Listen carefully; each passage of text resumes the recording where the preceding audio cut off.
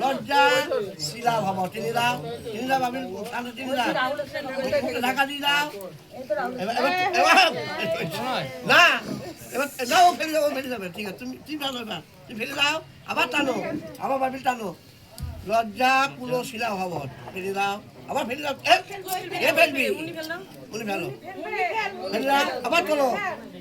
আবার বাবিল চলো লজ্জা শিলা ভাব কুলো বাস খেয়ে দাও